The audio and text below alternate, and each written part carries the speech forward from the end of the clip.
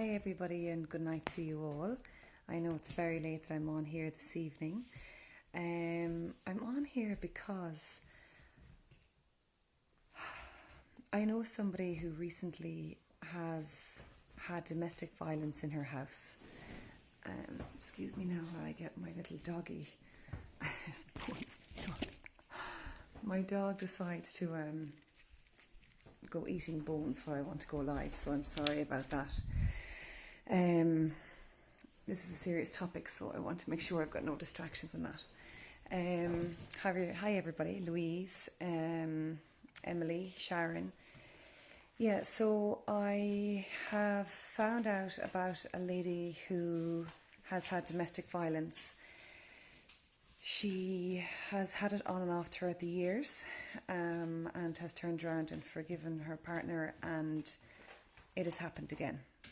This time she is safe now, she's moved away from home, but she hasn't got very much, in fact, nothing at all really. My heart breaks for her, and I haven't really been up against this before. I'm going to do some research and find out about what supports they have. I'm sure there are many in this day and age, there are many. But it just brought me to think about coming close to Christmas time and how a lot of us are very fortunate that we have families, we have a home, we mightn't need much, but we're lucky enough to have our family and that we're safe. Hi Olivia, hi Trina. And that, we're caught up in like thinking, oh, Santa Claus is coming and that. And, but maybe don't think about the other people who have less than us or who are going through like really, really tough times, like homeless people and so on and so forth. I'm sorry, my dog is going to want this bone. Sorry about this, but life happens as well. So it brought me thinking that, the way when somebody is pregnant, we tend to like declutter and we tend to, they call it nesting maybe, and get rid of the stuff that we don't want. I tend to do a little bit of that when it's coming close to Christmas and getting rid of like old kids' toys or maybe clothes they have grown out of and that. And I'm just wondering, does anybody else think that around Christmas time that they would do the same thing leading up to getting more toys, more clothes for their family members or gifts from other family members or friends indeed? What if we were to declutter maybe this week and get rid of the stuff that we don't need anymore? Old clothes or clothes that still have labels that we don't use, kids' toys, whatever the case may be. Hi Gretty, Neve and Jane. And maybe donate them to a charity, some charity of your liking or whoever accepts these things. Or maybe to the homeless, or maybe to shelters that are there for people of domestic abuse and that. And I know it's not just women, I know men can be abused by their partners, their male partners or their female partners or whatever the case may be. I know that I'm going to see if I can find out if I can get some clothes from people that don't use them anymore, who'd be about a size 12, 14 on the top and bottom, I think, and see how I can help. It's really opened up my eyes to, I would often think about people who are less fortunate, who don't have it easy at Christmas time, whether your neighbour's husband or wife have passed on, or a family who needs a helping hand, or whatever the case may be, because we never know ourselves when we may be in a position where we also need some help. And so I know I changed the name to Selfless Acts of Kindness. It actually came to me today when I was watching Claus, the new cartoon movie in Castlebar with my sons and my husband. I have to throw a pillow over to this dog of mine. And that's what it was all about, was acts of kindness. And I just love acts of kindness. I try to do it in my everyday. I'm no like Mother Teresa, I have my faults and I have my moments where I want to scream the house down. But I'm just wondering, in this week leading up to Christmas, if there's any possibility that you guys can declutter what it is that you don't need in your houses anymore, and find a charity or some place that will take in what it is that you don't need. I don't know, just maybe just try and find it from your hearts as to what maybe you could offer somebody else. I know some of us tend to go over and above and beyond buying Christmas gifts that aren't really necessary. I know at the moment I've tried to talk to my kids and my husband to see what it is that we could give up, that we could help another family in that, you know, whether it's like maybe cook an extra turkey for some family who just needs a bit of help this Christmas. They may not need it next Christmas, or maybe they need it throughout the year as well, I don't know. So I suppose for me, that's why I'm coming on here today with a heavy heart for all the people out there who really, really need our support. And I know there are also people out there who maybe look fine from the outside, but actually are struggling and do need our support. I know this particular woman, she was offended, she said to me when I tried to help her a little bit. And, hi Charlotte. And I tried to explain to her that it's not from a place of offence that I wanted for her, let's see now.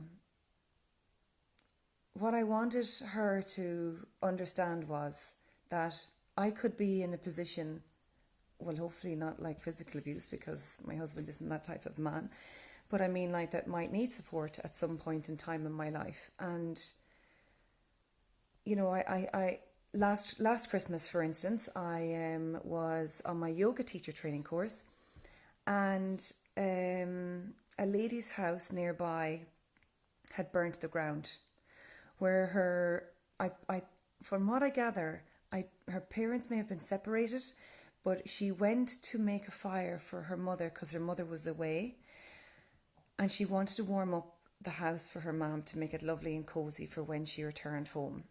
I don't know the details, but whether like a piece of coal had come out from the fire or whatever the case it was, moments beforehand, her dad, I think, apparently came to pick her up. And so she left the house with the fire on. And I know many of us do that.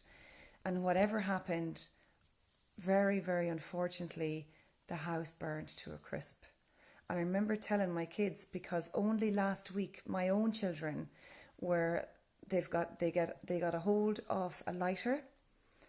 They climbed up on a press and they found the lighter, and they went and they burned a big roll of tissue paper one morning, and then we got rid of the lighter, and however they found it again. I swear to God, these kids, they are just amazing when it comes to finding things.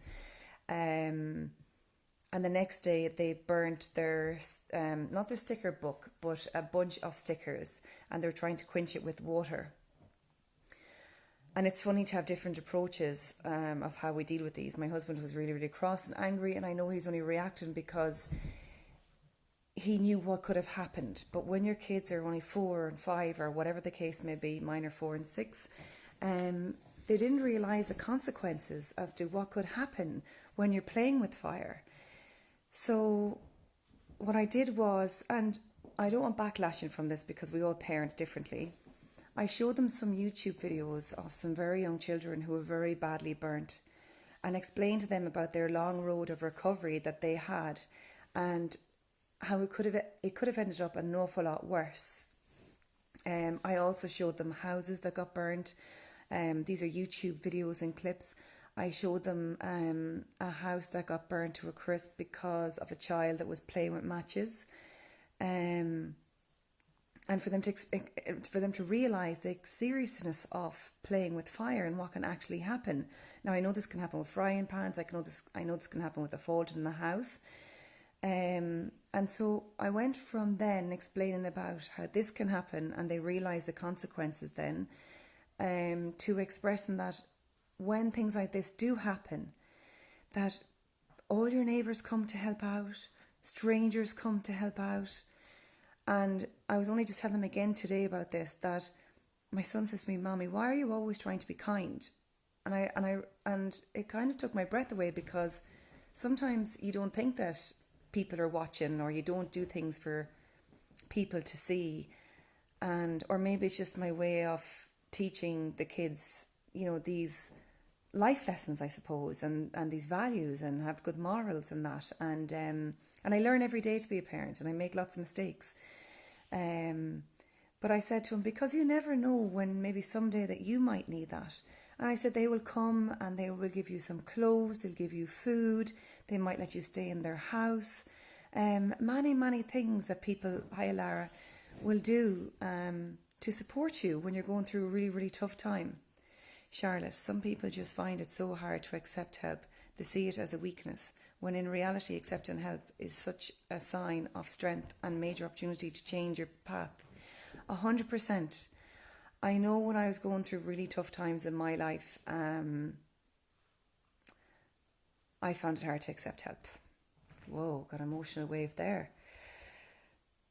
I suppose part of us tends to be proud, think that we don't need it.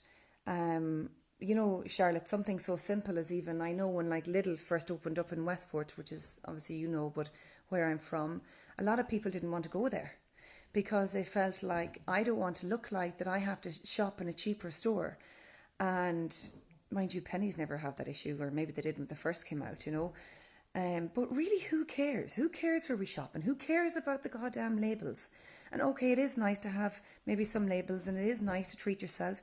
I don't begrudge people who do that, you know. I don't begrudge anybody who does whatever it is that you want to do, you know, because you work hard and your money, you spend it whatever way that you want to spend it. There is no judgment about how people spend their money. This video isn't about that. This video is just about seeing if we can offer that bit of kindness to people who need it. Maybe if you, I suppose, just take time, maybe over the Christmas, okay? And try to notice and be a little bit more observant of the people around you, whether they're strangers or otherwise, and just notice if you see people struggling, notice if you see yourself struggling, and notice if you can ask for help, you know, and just see what it is that you can do in that moment. I saw a video on Facebook one time. And I know people give off about Facebook and whatever else, but, you know, I do try and filter my Facebook that I have on it stuff that means a lot to my heart. I don't go into it to scroll through people's feeds or whatever. I know it automatically comes up on your thing. However, anyways, I watched this video clip.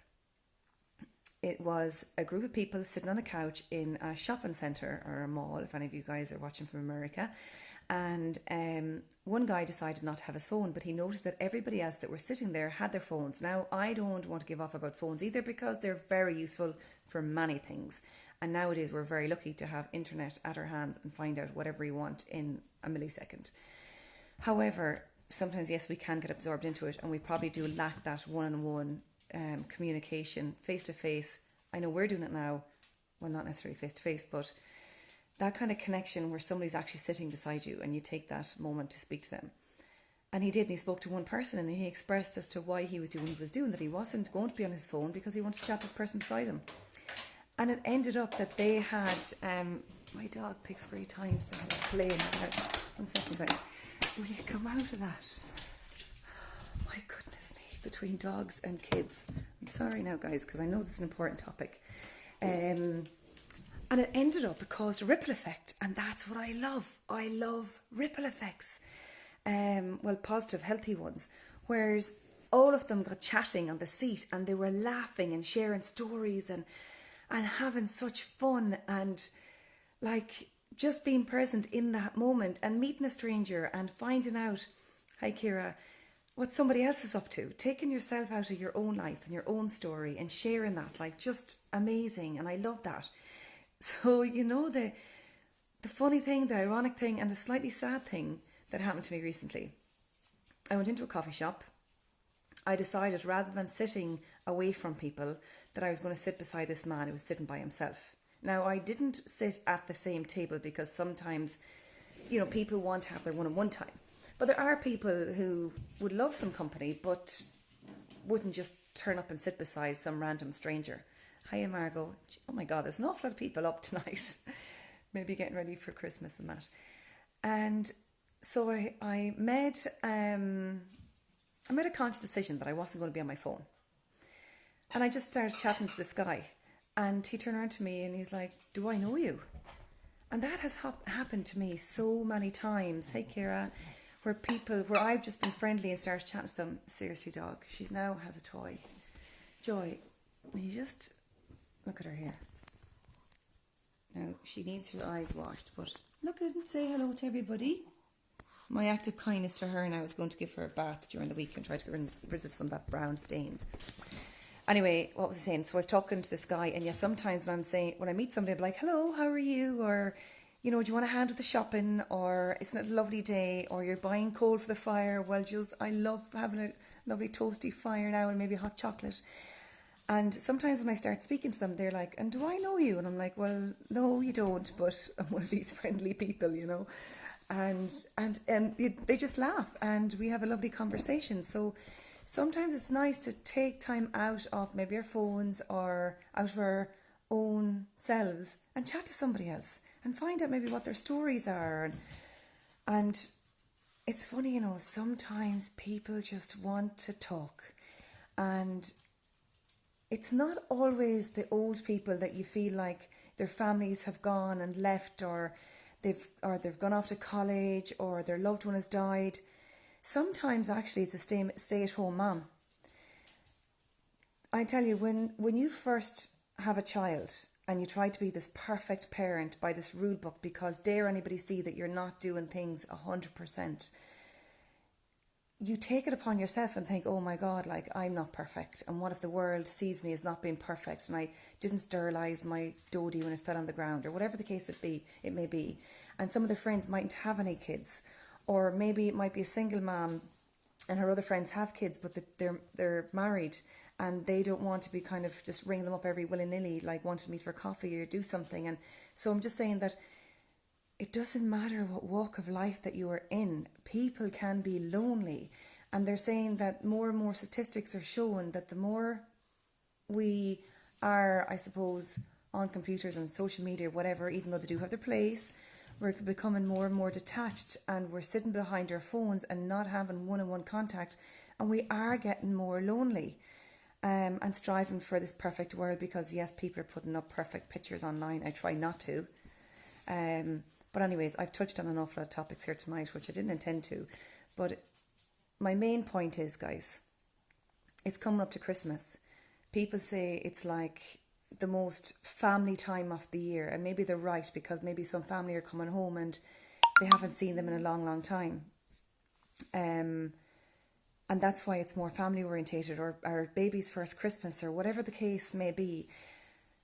But for those ones who maybe have lost somebody, or have gone through, who've fallen on hard times, whether they've lost a job, whether their partner has bet them up, whether there's any kind of abuse or whatever, it doesn't matter. It's hard, Don't get me wrong, there are plenty of happy times, and I love Christmas. It's my favourite time of the year.